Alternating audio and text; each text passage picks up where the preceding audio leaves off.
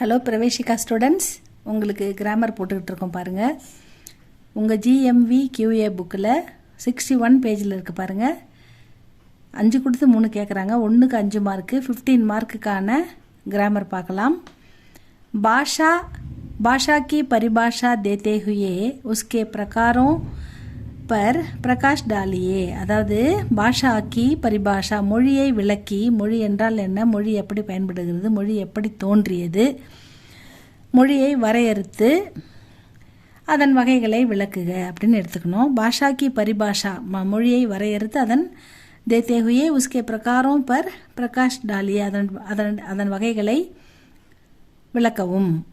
பாஷா வகு சாதன்க, பாஷா ஒரு சாதனம், அது ஒரு சாதனமாக பயன்படுகிறது. எப்படிப்பட்ட சாதனம்னா, ஜிஸ்கே துவாரா, அந்த பாஷானா மொழியின் மூலமாக நாம் மனிதர்கள் அப்பனே பாவோம், நம்முடைய உணர்வுகளையும், और விசாரம் எண்ணங்களையும் கருத்துக்களையும் பிரகட் கர்த்தாக வெளிப்படுத்துகிறோம். எதன் மூலமாக? நமக்கு தெரிந்த நம் மொழியின் மூலமாக வெளிப்படுத்துகிறோம்.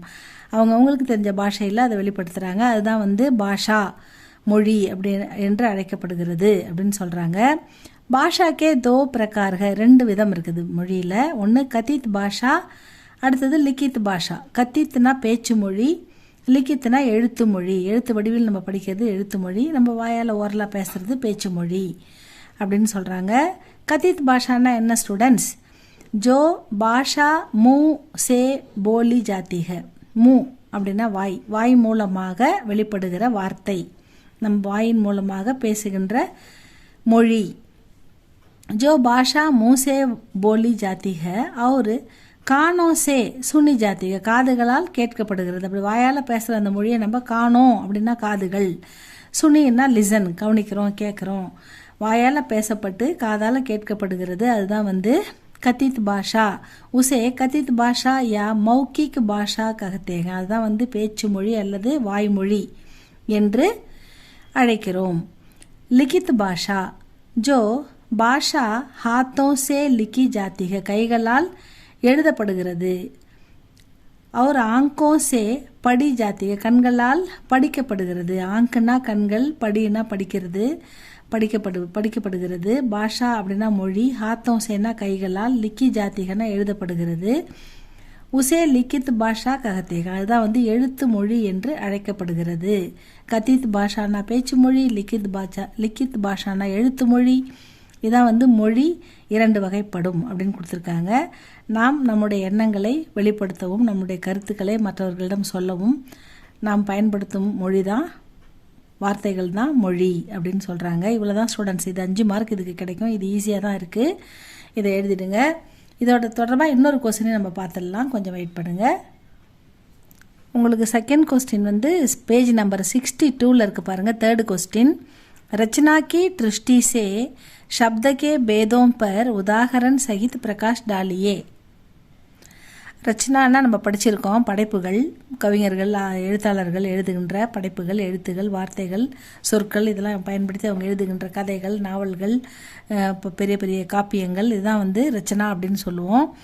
படைப்புகளின் பார்வையில், ரச்சனா கி திருஷ்டி சே, ஷப்தனா வார்த்தை, சொற்கள் எத்தனை வகைப்படும், ஷப்தக்கே பேதோம் பர், அந்த சொற்களின் வகைகளை உதாகரண் சகித் பிரகாஷ் டாலியே, உதாரணத்துடன் விளக்குக அப்படின்னு கேட்டிருக்காங்க. இதை பாருங்க. ரச்சனா கி திருஷ்டி சே ஷப்தக்கே 3 பேதுக, படைப்பின் அடிப்படையில் வார்த்தைகள் 3 வகைப்படும் என்று சொல்லியிருக்காங்க. ஒன்று ரூடு சப்த, யௌகிக் சப்த, யோகுரூடு சப்த. ரூடு சப்த அப்படின்னாலே மரபு சொற்கள், அதாவது நம்ம மரபு தொடர்கள், வழி வழியாக பாரம்பரியமாக வருகின்ற மரபு சொற்கள், மரபு தொடர்கள் அப்படின்னு எடுத்துக்கணும். யௌகிக் சப்தனா கூட்டு சொற்கள், அதாவது சேர்ந்து வருவது அப்படின்னு சொல்லணும். அதாவது யோகு ரூடு சப்தனா 1 அல்லது 2 அதற்கு மேற்பட்டு வருவது தான் யோகு ரூடு சப்த அப்படின்னு சொல்லுவாங்க. ரூடு சப்த, யௌகிக் சப்த, योग रूढ़ शब्द அப்படின்னு 3 வகை இருக்குது. இதில் ஒன்று பாருங்கள், रूढ़ शब्द जिन शब्दों के खंड किए नहीं जाते और खंड करने पर उसका कुछ अर्थ नहीं निकलता वे रूढ़ शब्द कहते हैं. जिन शब्दों के இந்த வார்த்தையை கண்டு கியே கண்டுனா பிரிக்கிறது, சின்னது ரெண்டாக பிரித்தோம்னாக்கா அதில் நமக்கு நகி ஜாத்தைக்கு பிரிக்க முடியாது. கண்டு கியே நகி ஜாத்தே, அந்த வார்த்தையை ரெண்டாக பிரிக்க முடியாது. அவர் கண்டு கர்னேப்பர் அப்படி பிரித்தாலும் உஸ்கா குச் அர்த்தம் நகி நிக்கல்தா, அதுக்கு அர்த்தமும் கிடைக்காது. வே ரூடு சப்த ககத்தேங்க, அதுதான் ரூடு சப்த. ஜெய்சே கலம் அப்படின்றது பேனா, கிதாப்னா புக்கு, ஜமீன்னா தரை, பானி அப்படின்னா தண்ணி. இதெல்லாம் பிரிக்க முடியாது, பிரித்தாலும் பொருள் தராது அப்படின்னு சொல்லிட்டாங்க. இதுதான் ரூடு சப்த, மரபு சொற்கள் அப்படின்னு சொல்லிட்டாங்க. அடுத்தது யௌகிக் சப்த. யௌகிக் அப்படின்றது தோ யா தோசே அதிக், 2 அல்லது அதற்கு மேற்பட்டு வருகின்ற கூட்டுச்சொற்கள், அதாவது வருகின்ற மில்கர், அந்த சப்த மில்கர்னா சேர்ந்து விசேஷ அர்த்ததோ அர்த்த தேத்தே, விசேஷமான ஒரு ஸ்பெஷல் மீனிங் கொடுக்குது நம்மளுக்கு. தோ உன்கோ யௌகிக் சப்த ககத்தேங்க, இன்கே கண்டோங்கே அர்த்தம் ஹோத்தேங்க. இதை ரெண்டாக பிரித்தோம்னாக்கா நமக்கு ஒவ்வொன்றுத்துக்கும் தனியாக அர்த்தம் கிடைக்கும், ரெண்டையும் சேர்த்தா ஒரு புது ஸ்பெஷல் அர்த்தம் கிடைக்கும் அப்படின்னு சொல்கிறாங்க. ஜெய்சே தேவ், அப்படி தேவ் ப்ளஸ் ஆலை, அப்போ தேவ்னா தேவர்கள், தேவ்னா கடவுள், ஆலயம்னா ஆலயம், அப்போ தேவாலயம்னா தேவாலயம் அப்படின்ற மீனிங்கில் வருது. அடுத்தது ஃபூல் ப்ளஸ் மாலா. ஃபூல் அப்படின்றது பூக்கள், மாலான்றது மாலை, ஃபூல் மாலான்றது பூ மாலை. இது தனியாகவும் அர்த்தம் வருது, சேர்த்தாலும் வேறு ஒரு அர்த்தம் வருது. ஸோ அதனால் இது வந்து யௌகிக் சப்த அப்படின்னு சொல்லிட்டாங்க, கூட்டுச்சொற்கள் இது. அடுத்தது யோகரூடு சப்த அப்படின்னா தோ யா தோசே அதிக சப்த மில்கர் अपने मूल अर्थ को छोड़कर कोई विशेष अर्थ देते हैं. அதாவது 2 அல்லது 2க்கு மேற்பட்ட வருகின்ற வார்த்தைகள் சேர்ந்து வரும்போது அந்த மூல அர்த்தம் வந்து அதை விட்டுட்டு வேற ஒரு புது அர்த்தத்தை கொடுக்குது. அதுக்கு என்ன அர்த்தமோ அதை விட்டுட்டு அப்படி சேர்ந்து வரும்போது ஒரு புது அர்த்தத்தை கொடுக்குது. அதுதான் வந்து யோகரூடு சப்த அப்படின்னு சொல்லியிருக்காங்க. அதுக்கு வந்து உன்கோ யோகரூடு சப்த ககத்தேங்க.